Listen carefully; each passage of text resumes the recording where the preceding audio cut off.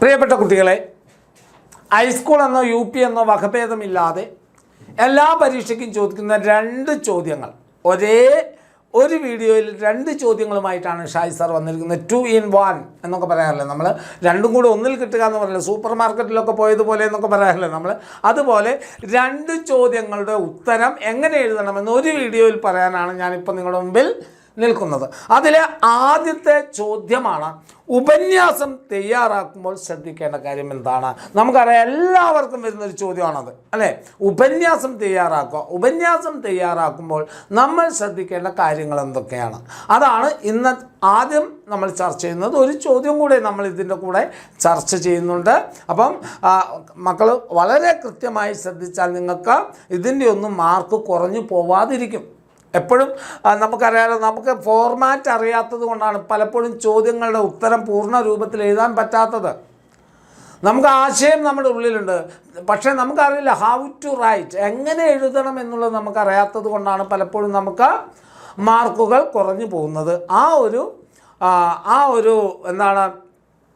ആ ഒരു കുറവ് നമുക്ക് നികത്തണം. അതിനുവേണ്ടിയാണ് ആദ്യം നമുക്ക് ഉപന്യാസം തയ്യാറാക്കുന്നത് എങ്ങനെയാണ്, ഉപന്യാസം തയ്യാറാക്കുമ്പോൾ നമ്മൾ ശ്രദ്ധിക്കേണ്ട കാര്യങ്ങൾ എന്താണെന്ന് നോക്കാം. അതാണ് നമ്മളിപ്പോൾ നോക്കാൻ പോകുന്നത്. എന്തൊക്കെയാണ് ഉപന്യാസം? ശീർഷകമുണ്ടാകണം. ഓർത്ത് വെക്കുക, ഒരു ചോദ്യം നിങ്ങളുടെ മുന്നിലേക്ക് എത്തിക്കഴിഞ്ഞാൽ, ഉപന്യാസത്തിൻ്റെ ചോദ്യം എത്തിക്കഴിഞ്ഞാൽ ആദ്യം നിങ്ങൾ കണ്ടെത്തേണ്ടത് ആ ചോദ്യത്തിന് എന്ത് ശീർഷകം കൊടുക്കുക. ഒരു പക്ഷേ നിങ്ങളുടെ ചോദ്യത്തിൽ തന്നെ ഉണ്ടാകും ശീർഷകം. ഈ ശീർഷകത്തിൽ ഉപന്യാസം തയ്യാറാക്കുക എന്ന് ചിലപ്പോൾ ചോദിക്കും, ചിലപ്പോൾ ഉപന്യാസം തയ്യാറാക്കുക എന്ന് മാത്രം ചോദിക്കും. നിങ്ങളുടെ ചോദ്യത്തിൽ ശീർഷകമുണ്ട്. ശീർഷകം എന്ന് പറഞ്ഞാൽ ഹെഡിങ് ആണ്, തലക്കെട്ടാണ്. നിങ്ങളുടെ ചോദ്യത്തിൽ തന്നെ ആ ശീർഷകമുണ്ടെങ്കിൽ ആ ശീർഷകം തന്നെ എഴുതിയാൽ മതി. ഇങ്ങനെയായിരിക്കും വരിക, ഇന്ന ശീർഷകത്തിൽ ഉപന്യാസം തയ്യാറാക്കുക എന്ന് നിങ്ങളോട് ചോദിച്ചാൽ ആ ശീർഷകം അത് തന്നെ എഴുതിയാൽ മതി, നോ പ്രോബ്ലം. മനസ്സിലായോ? ഇനി അഥവാ വന്നില്ലെങ്കിലോ, നിങ്ങൾ നല്ല ഉചിതമായ ഒരു ശീർഷകം നൽകണം. ഉപന്യാസത്തിൻ്റെ വിഷയം എന്താണോ ആ വിഷയത്തിനോട് ചേർന്ന് നിൽക്കുന്ന തലക്കെട്ടാണ് മക്കൾ എഴുതേണ്ടത്. അപ്പോൾ തലക്കെട്ട് നിർബന്ധമാണ്, ഉപന്യാസത്തിന് ശീർഷകം നിർബന്ധമാണ്. ഇനി ആമുഖമുണ്ടായിരിക്കണം, നല്ല ഒരു എന്തുണ്ടായിരിക്കണം, ഇൻട്രൊഡക്ഷൻ ഉണ്ടായിരിക്കണം. നല്ല ഒരു ആമുഖമുണ്ടെങ്കിൽ ആമുഖം വായിക്കുമ്പോൾ തന്നെ ആ കുട്ടിക്ക് ഈ ആശയത്തെക്കുറിച്ച് പൂർണ്ണമായ ധാരണയുണ്ട് എന്ന് അധ്യാപകന് തോന്നണം. അത്രയും നല്ലൊരു ആമുഖമായിരിക്കണം ഉണ്ടായിരിക്കേണ്ടത്. തന്നിരിക്കുന്ന ചോദ്യത്തോട് നീതി പുലർത്തുന്ന, തന്നിരിക്കുന്ന ചോദ്യം ആരെങ്കിലുടെയും വാക്യങ്ങളാണെങ്കിൽ, ശ്രീനാരായണ ഗുരുവിൻ്റെ വാക്യങ്ങളോ കുമാരനാശാൻ്റെ വാക്യങ്ങളോ ഒക്കെ തന്നിട്ടാണ് ചോദിക്കുന്നതെങ്കിൽ ആദ്യം ആശാനെക്കുറിച്ചോ ശ്രീനാരായണനെക്കുറിച്ചോ ആരെയാണോ തരുന്നത് അവരെക്കുറിച്ചുള്ള ഒരു സൂചന നൽകിക്കൊണ്ടുള്ള ആമുഖമാണ് എഴുതേണ്ടത്. ക്ലിയർ ആണോ? ഇനി ഖണ്ഡികയാക്കണം. 3 പാരഗ്രാഫ് തിരിച്ച് തന്നെ എഴുതണം. നിങ്ങൾക്ക് 4 ആശയമുണ്ട്, അല്ലെങ്കിൽ 6 ആശയമുണ്ട്, 6 പോയിൻ്റ് ഉണ്ട്. അതിന് നമുക്ക് എന്ത് ചെയ്യാം, ആമുഖത്തിലൊരു പോയിൻ്റ്, 2 പോയിൻ്റ് ഒരു പാരഗ്രാഫിൽ, അടുത്ത 3 പോയിൻ്റ് മറ്റൊരു പാരഗ്രാഫിലാക്കി ഒരു 3 പാരഗ്രാഫെങ്കിലും മിനിമം ഉണ്ടാകണം. അതോ 2 സെൻറ്റൻസ് എഴുതി കഴിഞ്ഞാൽ ഉടനെ നിങ്ങൾ പാരഗ്രാഫ് തിരിക്കരുത്. പാരഗ്രാഫ് തിരിക്കാൻ ഒരു എത്ര എഴുതിയാലും അതൊരു പാരഗ്രാഫ് ആകും അല്ലേ എന്ന് നമുക്കറിയാം. ആ ഒരു അളവ് വരെ നിങ്ങൾ എഴുതിയതിന് ശേഷമാണ് അടുത്ത പാരഗ്രാഫ് തിരിക്കേണ്ടത്. 1-2 സെൻറ്റൻസ് എഴുതി ഉടനെ അടുത്ത പാരഗ്രാഫ്, 2 സെൻറ്റൻസ് എഴുതി വീണ്ടും പാരഗ്രാഫ്, അങ്ങനെ എഴുതരുത്. 3 പാരഗ്രാഫെങ്കിലും മിനിമം ഉണ്ടാവണമെന്നാണ് പറയുന്നത്.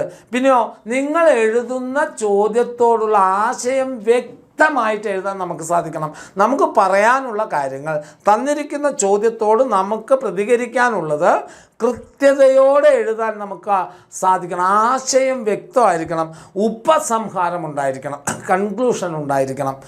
ഈ ഒരു 5 പോയിന്റിൽ നിന്നുകൊണ്ട് നിങ്ങൾ ഉപന്യാസം എഴുതിയാൽ ഉറപ്പായിട്ടും എൻ്റെ മക്കൾക്ക് ഉപന്യാസത്തിൻ്റെ മാർക്ക് കുറയുകയില്ല. അത്ര ഗ്യാരണ്ടിയാണ്. അപ്പോൾ ഉപന്യാസം തയ്യാറാക്കാൻ നമ്മൾ പഠിച്ചോ? ക്ലിയർ ആണോ എൻ്റെ കുഞ്ഞു മക്കൾക്ക്? ഓക്കെ ആണോ മക്കളെ? ശീർഷകമുണ്ടാവണം, ആമുഖമുണ്ടാവണം, പാരഗ്രാഫ് തിരിക്കണം, ഖണ്ഡികയാക്കണം എന്ന് പറഞ്ഞാൽ പാരഗ്രാഫ് തിരിക്കണം എന്ന് തന്നെയാണ് ആശയം, എന്ന് തന്നെയാണ് അർത്ഥം. ആശയം വ്യക്തമാക്കണം, ഉപസംഹാരം ഉണ്ടാവണം. ഇത്രയുമാണ് എന്തിനു വേണ്ടത് മക്കൾ പറഞ്ഞേ? ഒരു ഉപന്യാസം തയ്യാറാക്കുമ്പോൾ ശ്രദ്ധിക്കേണ്ട കാര്യങ്ങൾ. ഇനി അടുത്ത് അതുപോലെ തന്നെ ഹൈസ്കൂൾ UP വ്യത്യാസമില്ലാതെ ചോദിക്കുന്ന മറ്റൊരു ചോദ്യമാണ്, എന്താണ് ആസ്വാദനം? ആസ്വാദനക്കുറിപ്പ് തയ്യാറാക്കുക. അല്ലെ, ഏതെങ്കിലും ഒരു കവിതയോ കഥാഭാഗമോ ഗദ്യഭാഗമോ തന്നിട്ട് ഇതിന് ആശയം, ചമൽക്കാരം എന്നിവ ചോർന്നു പോകാതെ ആസ്വാദനക്കുറിപ്പ് തയ്യാറാക്കുക എന്നൊരു ചോദ്യം എല്ലാ പരീക്ഷയ്ക്കും എല്ലാ കുഞ്ഞുങ്ങൾക്കും ഉണ്ടാകുന്നതാണ്. അല്ലേ? ആസ്വാദനം എഴുതുമ്പോൾ നാം ശ്രദ്ധിക്കേണ്ടത് എന്താണ്? സ്വന്തം വായനാനുഭൂതിയെ സ്വതന്ത്രമായി ആവിഷ്കരിക്കുന്നതാണ് ആസ്വാദനക്കുറിപ്പ്. സ്വന്തം വായനാനുഭൂതി, അല്ലെ, നിങ്ങൾ വായിച്ച ഒരു വസ്തുവില്ല, അല്ലെ നിങ്ങൾക്ക് തന്നിരിക്കുന്ന ഒരു കവിതയെ അല്ലെങ്കിൽ ഒരു ഗദ്യത്തെ നിങ്ങൾ സ്വതന്ത്രമായി ആവിഷ്കരിക്കാൻ നിങ്ങൾക്ക് സാധിക്കും. അതുകൊണ്ട് അത് തന്നെയാണ് ആസ്വാദനം എന്നതുകൊണ്ട് അർത്ഥമാക്കുന്നത്. അപ്പോൾ ആസ്വാദനക്കുറിപ്പ് എന്ന് പറഞ്ഞാൽ നിങ്ങൾ വായിച്ച അനുഭൂതിയെ സ്വതന്ത്രമായി നിങ്ങൾ ആവിഷ്കരിക്കാൻ നിങ്ങൾ ഉപയോഗിക്കുന്ന മാർഗമാണ് ആസ്വാദനക്കുറിപ്പ് എന്ന് പറയുന്നത്. ക്ലിയർ? ശ്രദ്ധാപൂർവം വായിക്കുക, കേന്ദ്രാശയം കണ്ടെത്തുക. അതാണ് ആസ്വാദനക്കുറിപ്പ് ചോദിച്ചാൽ ആദ്യം എൻ്റെ കുഞ്ഞു മക്കളെ മനസ്സിലേക്ക് ഓർത്ത് വെക്കേണ്ടത്, ഓടിയെത്തേണ്ടത് ഇതാണ്: ശ്രദ്ധാപൂർവം വായിക്കണം, കേന്ദ്ര ആശയം കണ്ടെത്തണം. അതിൻ്റെ ഉള്ളിലൊരു പ്രധാന ആശയമുണ്ടാകും, അത് കണ്ടെത്തണം. ആശയത്തോട് ചേർന്ന് നിൽക്കുന്ന ശീർഷകം കൊടുക്കണം. ആസ്വാദനത്തിന് ഒരു ശീർഷകം, അത് ഉപന്യാസമൊന്നും പോലെ സെൻറ്ററിൽ കൊടുക്കേണ്ട, സൈഡിൽ കൊടുത്താൽ മതി. ആസ്വാദനത്തിൻ്റെ ശീർഷകം കൊടുക്കണം. ഖണ്ഡിക തിരിച്ച് എഴുതണം, പാരഗ്രാഫാക്കി അതും എഴുതണം. ആമുഖം എഴുത്തുകാരനെ പരിചയപ്പെടുത്തലാണോ? നിങ്ങൾക്ക് തന്നിരിക്കുന്ന കവിത അല്ലെങ്കിൽ കഥ എഴുതിയത് ആരാണെന്ന് നോക്കുക. അവരെക്കുറിച്ച് നിങ്ങൾക്കറിയുന്ന കാര്യങ്ങൾ എഴുതുക. കവിയെക്കുറിച്ച് അറിയാത്ത കാര്യങ്ങളൊന്നും എൻ്റെ മക്കൾ എഴുതി വെക്കരുത്. അദ്ദേഹം ഇങ്ങനെയായിരുന്നു, അദ്ദേഹം അങ്ങനെയായിരുന്നു, അദ്ദേഹത്തിന് അങ്ങനെ സാധനങ്ങൾ കിട്ടിയിട്ടുണ്ട്, ഇങ്ങനത്തെ കാര്യങ്ങളൊന്നും എഴുതരുത്. അറിയുന്നതാണെങ്കിൽ കൃത്യമായി എഴുതുക. അല്ലെങ്കിൽ മലയാളത്തിൻ്റെ പ്രിയ കവി, അല്ലെങ്കിൽ മലയാളത്തിൻ്റെ പ്രിയ നോവലിസ്റ്റ്, അതല്ലെങ്കിൽ മലയാളത്തിൻ്റെ എഴുത്തുകാരൻ, ആളുടെ ഇന്ന ആശയം വരുന്ന കവിതയാണ് ഇവിടെ തന്നിരിക്കുന്നത്, ഈ കവിതയ്ക്ക് ഇന്ന ആശയങ്ങളുണ്ട്, അതാണ് ആമുഖമായിട്ട് എഴുതേണ്ടത്. അപ്പോൾ ആമുഖം എഴുത്തുകാരനെ പരിചയപ്പെടുത്തലായിരിക്കണം, മറക്കരുത്. എഴുത്തുകാരനെ അറിയുന്ന കാര്യങ്ങൾ മാത്രമേ, അയാൾ അർഹിക്കുന്ന കാര്യങ്ങൾ മാത്രമേ അദ്ദേഹത്തിന് കൊടുക്കാവൂ. അല്ലാതെ അദ്ദേഹം ഒരിക്കലും എഴുതാത്ത കൃതി അദ്ദേഹത്തിൻ്റെ പേരിൽ എഴുതരുത്. പണ്ട് ഞാൻ പറഞ്ഞുതരാം, കൃത്യം ഒരു കുട്ടി എഴുതി വെച്ചിട്ടുണ്ട്. വയലാർ രാമവർമ്മയെക്കുറിച്ച് ചോദിച്ച സമയത്ത് വയലാർ രാമവർമ്മയുടെ നളിനിയും ചണ്ടാല ഭിക്ഷുകിയും ഒക്കെ കേരളത്തിലേറെ കോളിളക്കം സൃഷ്ടിച്ചതാണെന്ന് എഴുതി വെച്ചിട്ടുണ്ട്. വയലാർ എഴുതിയതല്ല അത്. നളിനിയും ചണ്ടാല ഭിക്ഷുകിയും എഴുതിയ കുമാരനാശാനാണ്. മനസ്സിലായ മക്കൾക്ക്? ഒരു എഴുത്തുകാരനെ നമുക്കറിയുന്നത് മാത്രം എഴുതി വെച്ചാൽ മതി. ഇല്ലാത്തത് എഴുതി വെച്ചാൽ പിന്നീട് നിങ്ങൾ നല്ല പോയിന്റുകൾ എഴുതിയാൽ പോലും അതിന് പൂർണ്ണമായി മാർക്ക് നിങ്ങൾക്ക് ലഭിക്കില്ല. അതുകൊണ്ട് കൃത്യമായ എഴുത്തുകാരനെ കുറിച്ച് അറിയുന്നത് മാത്രം എഴുതുക. ആശയം അവതരണമാണ്. നല്ല കൃത്യമായ ആശയത്തെ അവതരിപ്പിക്കാൻ നമുക്ക് സാധിക്കണം. അപ്പോൾ മാത്രമേ അതൊരു നല്ല ആസ്വാദനമായി മാറുകയുള്ളൂ. അല്ലേ? ആശയം, സമാന ആശയമുള്ള വരികൾ, വാക്യങ്ങൾ എക്സ്ട്രാ. നിങ്ങൾ തന്നിരിക്കുന്ന ഈ വരിയോട് തുല്യമായി നിൽക്കുന്ന മറ്റേതെങ്കിലും വരി ഉണ്ടെങ്കിൽ, ഇപ്പോൾ ഉദാഹരണത്തിന് കുമാരനാശാൻ്റെ ഒരു വരിയാണ്, എന്താണ്? അന്യജീവനുതകി സ്വജീവിതം ധന്യമാക്കും അമലേ വിവേകികൾ.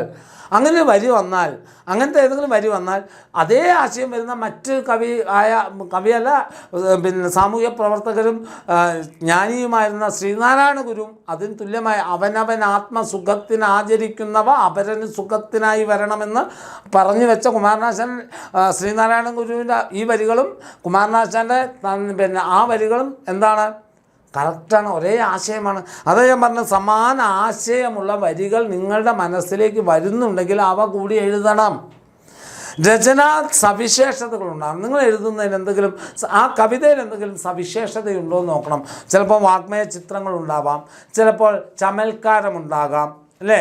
ചമൽക്കാരം എന്ന് പറഞ്ഞാൽ അലങ്കാരമാണ്. അവൾ ചിരിച്ചു ഒരു ചെമ്പകപ്പൂ വിരിഞ്ഞ പോലെ, അവളുടെ മുഖം വിടർന്നു ചെന്താമര വിടരും പോലെ. അവളുടെ ചുണ്ടുകൾ പുഞ്ചിരി, പനിനീർ പൂവും, മുഖം താമരയും ചമൽക്കാരമാണ്.